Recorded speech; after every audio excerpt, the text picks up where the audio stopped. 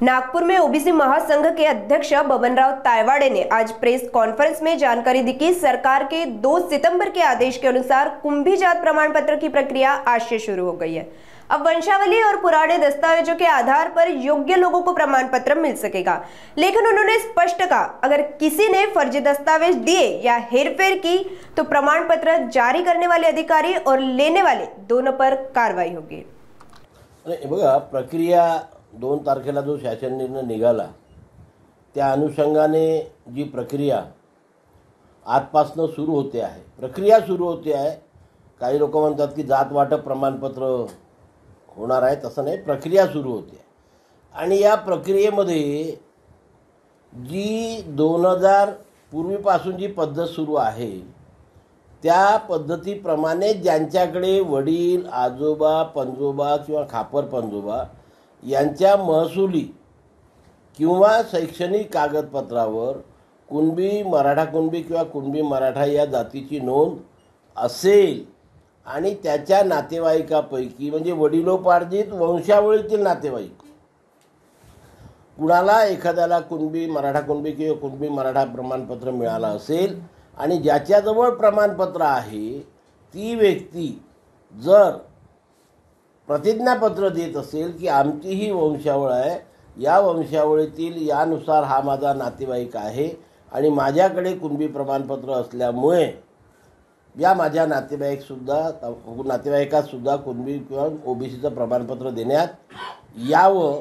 अशा प्रकारचं affidavit submit केल्यावरच सक्षम प्राधिकरणाकडे तो अर्ज करू शकेल। अर्ज केल्यानंतर तो सक्षम प्राधिकारी गाव पातळीवरील, तालुका पातळीवरील 2-2 समित्या आहेत, या समित्यात त्यांनी जे काही डॉक्युमेंट सबमिट केले त्याचं व्हेरिफिकेशन करणार आहे। आता आधीचा व्हेरिफिकेशन नव्हतं, ते व्हेरिफिकेशन करणार आहे। त्यांचा अहवाल आल्यानंतर तहसीलदार किंवा एसडीओ जो कोणी सक्षम प्राधिकारी असेल तो अंतिम निर्णय घेऊन जर सादर केलेले सर्व डॉक्युमेंट्स हे 2000, 2012 आणि 2024च्या अधिनियमांतर्गत आणि 2007च्या शासन निर्णयाप्रमाणे योग्य असतील तरच ते प्रमाणपत्र तो निर्गमित करणार आहे।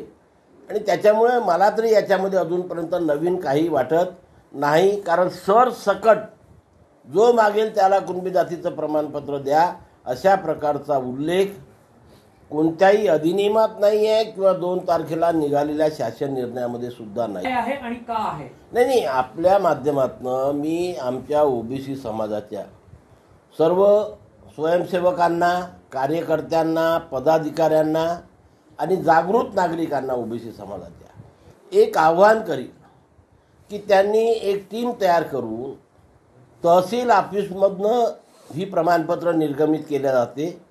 प्रत्येक तहसील ऑफिसमधून दर आठवड्याला त्यांनी माहिती मागायला पाहिजे की या आठवड्यात कुणबी, मराठा कुणबी किंवा कुणबी मराठा जातीची कुणाकुणाला प्रमाणपत्र निर्गमित केले, ती यादी घ्यावी। त्यांनी जे डॉक्युमेंट सबमिट केले ते डॉक्युमेंट त्यांना मागावे आणि आजकाल माहितीच्या अधिकारामध्ये हे प्रत्येक कागदपत्र देणे अधिकाऱ्याला सक्तीचे असते आणि त्याच्यामध्ये जर त्यांना कुठे डाऊट वाटला तर ते वरच्या अधिकाऱ्याकडे किंवा त्या सक्षम प्राधिकरणाकडे तक्रार करू शकतात। आणि जर ते खोटे आढळून आले तर प्रमाणपत्र घेणाऱ्या व्यक्तीसुद्धा सजेची तरतूद आहे आणि प्रमाणपत्र देणाऱ्या व्यक्तीसुद्धा सजेची तरतूद आहे, दोघांनाही सजा होऊ शकते।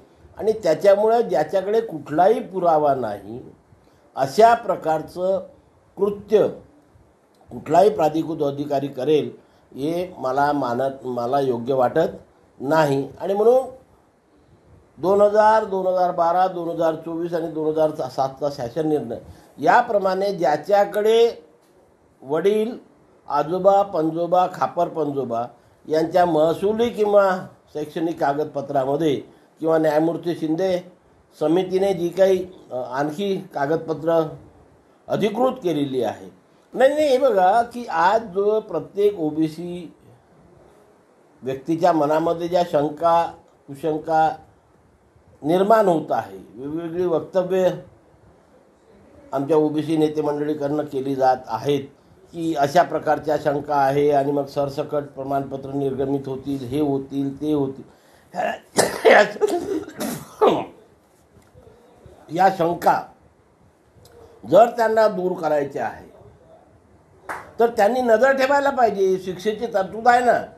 जर फक्त आपण बोलत राहिलो तर काही होणार नाही, त्याच्यामध्ये कृतीसुद्धा असायला पाहिजे. आणि तरतूद आहे की आपण तहसीलदाराकडे माहिती मागवू शकतो. ती माहिती मिळतात, कारण ज्या व्यक्तीला प्रमाणपत्र दिलं ते योग्य आहे की अयोग्य आहे हे त्या गावातली व्यक्ती जेवढ्या चांगल्या पद्धतीने सांगू शकतो, गावाच्या बाहेरची व्यक्ती सांगू शकत नाही. म्हणून प्रत्येक गावातील आणि तालुका स्तरावरील सर्व कार्यकर्त्यांनी अशा प्रकारे या कार्यपद्धतीवर लक्ष ठेवून समाजाला न्याय देण्याची त्यांनी काम करावं आणि सर्व ओबीसी समाजातील व्यक्तींना दिलासा देण्याचं काम करावं. नाही, हे बघा, मी 2023मध्ये सुद्धा जे बोलत होतो की खाडाखोड करणं सोपं आहे. एखाद्या व्यक्तीने खाडाखोड केली असेल, पण ती खाडाखोड हे योग्य आहे की अयोग्य आहे, खरी आहे की खोटी आहे, तो प्राधिकृत अधिकारी तपासणार आहे ना. आणि त्याची 2 ठिकाणी तपासणी होणार आहे, एका ठिकाणी नाही. पहिली स्टेज जात प्रमाणपत्र मिळवण्याची. जात प्रमाणपत्र मिळाल्यावर ते कुठे जाणार आहे? व्हेरिफिकेशनला, व्हॅलिडिटीला. व्हॅलिडिटी आता दोन्ही विभाग वेगवेगळे आहे. कास्ट सर्टिफिकेट इश्यू करते महसूल अधिकारी आणि व्हॅलिडिटी करतो सामाजिक न्यायाचे अधिकारी. दोघांनाही जी काही पद्धत कायद्यामध्ये दिलेली आहे त्या कायद्याच्या प्रमाणे प्रक्रियामध्ये जी काही दिलेली त्याप्रमाणे कार्य करायचं आहे. आणि जर एखाद्या व्यक्तीने अशा प्रकारे अवैध मार्गाचा अवलंब करून ते जात प्रमाणपत्र मिळवलं असेल तर जो व्यक्ती जात प्रमाणपत्र मिळवतो त्या व्यक्तीलासुद्धा सजा आहे आणि जो प्राधिकृत अधिकारी तशा प्रकारचं कास्ट सर्टिफिकेट इश्यू करतो, निर्गमित करतो, त्यालासुद्धा सजेची तरतूद या कायद्यामध्ये दिलेली आहे. आणि त्याच्यामुळे अधिकारीसुद्धा अशा प्रकारचं काम करेल याच्यावरती माझा विश्वास नाही.